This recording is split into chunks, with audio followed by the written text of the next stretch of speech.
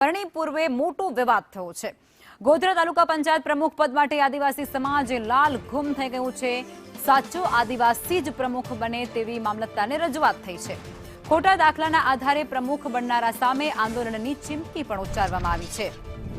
ઉમેદવારોના દાખલાઓની વિશ્લેષણ સમિતિમાં ખરાઈ કરવામાં આવે તેવી માંગ પણ ઉઠાવવામાં આવી છે। ગોધરા તાલુકા પંચાયતની કુલ 11 બેઠકો આદિજાતિ માટે અનામત છે, ત્યારે ખોટા વ્યક્તિને પ્રમુખ તરીકે નહીં ચલાવી લઈએ તેવું છગન ભાભોર દ્વારા કહેવાઈ રહ્યું છે।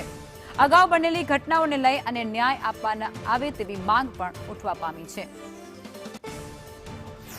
સાચા આદિવાસીને પ્રમુખ પદ માટે મળવું જોઈએ તેમની મુખ્ય રજૂઆત હતી, જેમણે આવેદન સ્વરૂપે આપેલ છે। જે પરત્વે અહીંયાથી જિલ્લા ચૂંટણી અધિકારી છે અને કલેક્ટર સાહેબશ્રીને આવેદનપત્ર પરત્વે યોગ્ય તે થવા માટે અહીંયાથી સાદર કરવામાં આવનાર છે। ગોધરા તાલુકામાં હમણાં જે જિલ્લા પંચાયત અને તાલુકા પંચાયતની ચૂંટણીઓ થઈ એમાં કુલ 11 સીટો આદિવાસીની હતી। એમાં 7 સીટો ઉપર બોગસ આદિવાસીઓ એ ચૂંટણી લડીને જીત્યા છે, તો એમના જાતિ પ્રમાણપત્રની ખરાઈ કરવામાં આવે। કેમ કે અમારા જાણવા મુજબ એ લોકો પાસે 2 દાખલા છે, ક્યાંક ઓબીસીની સીટ આવે ત્યાં એ પણ લડે છે અને એસટીની સીટ આવે તો પણ એ લડે છે।